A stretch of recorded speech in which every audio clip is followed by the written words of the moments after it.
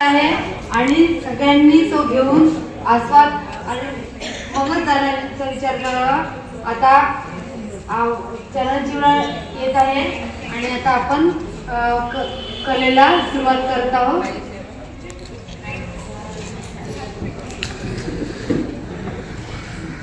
सर्वप्रथम मी आपणा सर्वांना धन्यवाद देते। हा 200वा कार्यक्रम आहे।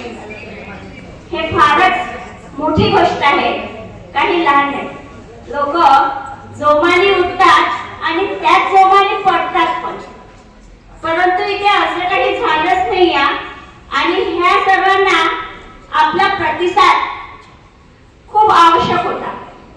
त्याबद्दल मी प्रथम आशिष सरांचं खूप खूप अभिनंदन करते आणि सर असेच प्रयत्न आपले नेहमी चालू असू द्या अशी मी आपणास विनंती करते। आपणा सर्वांना लगेच आता नवीन वर्ष येत आहे, त्या नवीन वर्षाच्या शुभेच्छा। आशिष सर आणि माझी अशी काही खूप ओळख नाही, तुम्ही माझ्या फीडबॅक मध्ये ऐकलं असेल, म्हणून त्यामुळे इथे पुष्कळ सारे कलाकार आहेत, त्या सगळ्यांनाच इथे चान्स मिळाला पाहिजे।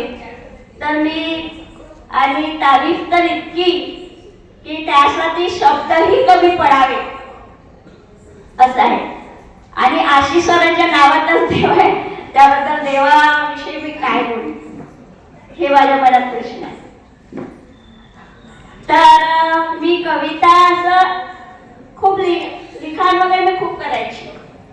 सर्व क्षेत्रात मला आवड आहे, सामाजिक क्षेत्रात आहे, मी शैक्षणिक क्षेत्राशी निगडीत आहे आणि मी त्यांच्या कविता मी पेपरमध्ये वर्तमानपत्रामध्ये वाचायची। माझी खूप इच्छा असायची या व्यक्तीला मी भेटलं पाहिजे, या व्यक्तीला मी भेटलंच पाहिजे आणि भेटलीच। आणि म्हणतात ना ज्याच्या आहे वहा आहे, हे झालं आणि आशिष सरांना भेटली आणि असं करता करता मी कविता लिहायला लागली आणि अशीच एक कविता मी त्यांना पाठवून दिली आणि त्यांनी ती कविता माझ्या न कळत वर्तमानपत्रामध्ये देऊन दिली।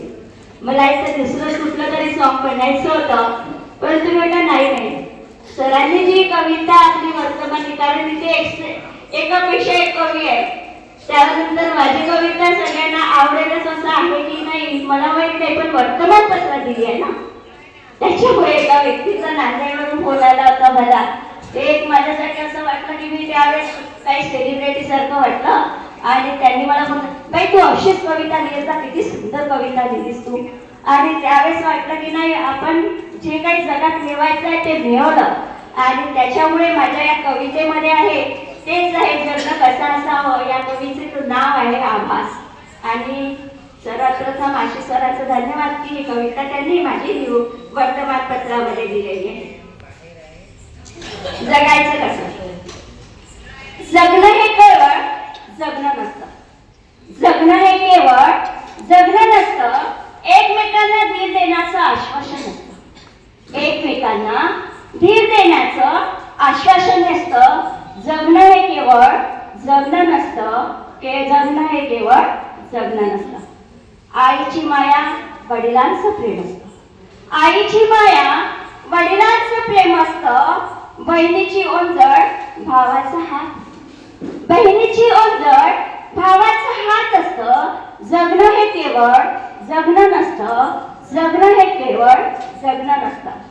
सासरचं कर्तव्य, सासरचं कर्तव्य जगण्याची उमेद असतं, सासरचं कर्तव्य जगण्याची उमेद असतं। सर्वांचंच प्रेमाने घेऊन चालायचं असतं, सर्वांचंच प्रेमाने घेऊन चालायचं असतं। जगणं हे केवळ जगणं नसतं, जगणं हे केवळ जगणं नसतं।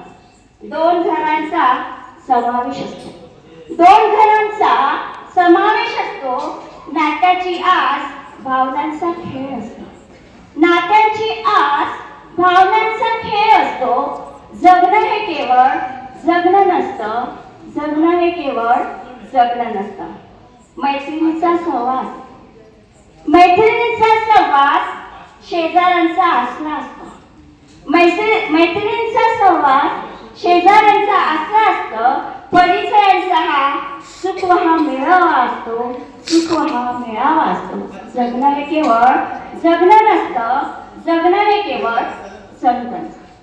पुढे तुमच्या अर्जासाठी तुमचे कोण आमचे कोण हेच असते. तुमचं कोण आमचं कोण हेच असतं. नात्यात केवळ व्यवहार असतो, नात्यात केवळ व्यवहार असतो. जगणं हे केवळ जगणं नसतं, जगणं हे केवळ जगणं नसतं. सामंजस्याने समजायचं असतं, सामंजस्याने समजायचं असतं. मित्र तुझ्यासाठी आहे सांगायचं नसतं, मीच तुझ्यासाठी आहे सांगायचं नसतं. जगणं हे केवळ जगणं नसतं, जगणं हे केवळ जगणं नसतं. जातानी नयन, शेवटी जायचं असतं सगळ्यांना. जातानी नयन पाणावले असते, जातानी नयन पाणावले असते. तुझ्यामुळे माझं काय होईल कळत असतं, तुझ्यामुळे माझं काय होईल कळत असतं. जगणं हे केवळ जगणं नसतं, जगणं हे केवळ जगणं असतं. कुणाच्या तरी खांद्यावर शेवटी खांदा पाहायचंच असतो. सगळं प्रेम माया सगळं सोडून इथे जायचं असते आणि त्याच्यामुळे कुणाच्या तरी खांद्यावर जायचं असतं, कुणाच्या तरी खांद्यावर जायचं असतं. हे सरासर सत्य आहे कळायचं असतं, हे सरासर सत्य आहे कळायचं असतं. जगणं हे केवळ जगणं नसतं, जगणं हे केवळ जगणं असतं. एकमेकांना धीर देण्याचं आश्वासन असतं, एकमेकांना धीर देण्याचं आश्वासन असतं. जगणं हे केवळ जगणं नसतं, जगणं हे केवळ जगणं नसतं. धन्यवाद सर. आपल्याला